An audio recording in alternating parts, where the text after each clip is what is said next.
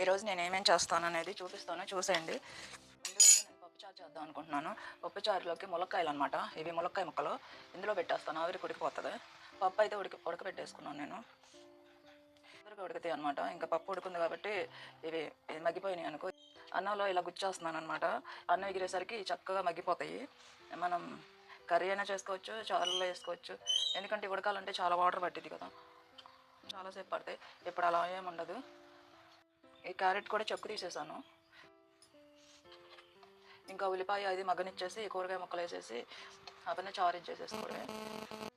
అన్నంలో ఇలా గుచ్చేసాను, ఎగిరిపోద్ది మూత పెడితే.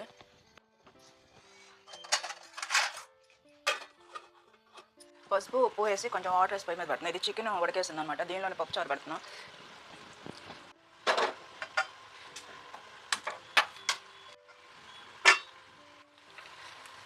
ఉల్లిపాయలు అవి ఉడుకుతున్నాయి కదా, మరుగుతున్నాయి. వంకాయ ముక్కలు, ఉల్లిపాయ ముక్కలు అనమాట. ఇది పప్పు అనమాట, ముందే చేసి పెట్టుకున్నాను. అది పలసగా చేసేసి వస్తున్నాను. ఇంట్లోదనమాట, చాలా బాగుంది. కరివేపాకు, ఇందులో కొంచెం కారం, కొంచెం పసుపు. ఇవి ఉడకబెట్టుకున్నాను కదా ములక్కాయ ముక్కలు, అవి కూడా వేసేస్తున్నాను. క్యారెట్ ములక్కాయ.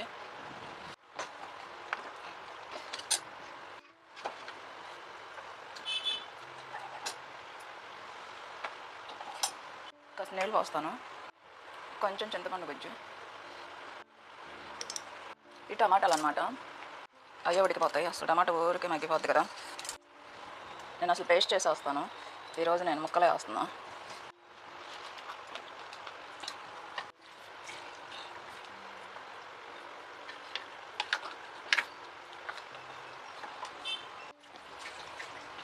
ఇంకా మరగనిచ్చేద్దాం.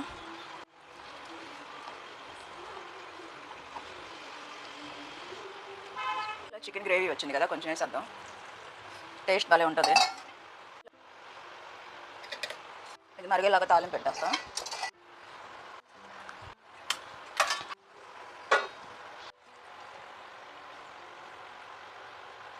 కొంచెం అనమాట నెయ్యి వేస్తాను. నెయ్యి కూడా వేస్తాను అనమాట. పప్పుచారులో నెయ్యి వేస్తే చాలా బాగుంటుంది. చిన్నపై ఎండుమిరపకాయలు, ఆవాలు, కట్టేస్తున్నాను. ఇంగువ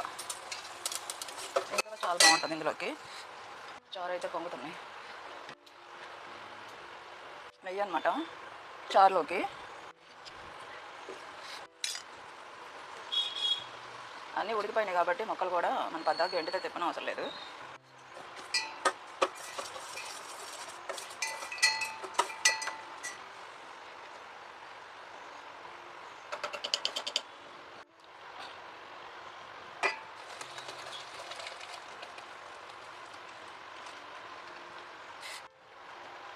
ఇవి ఉడకాలి కదా, మరుగుతాయి. ఇంకా ఇది వదిలేసాను.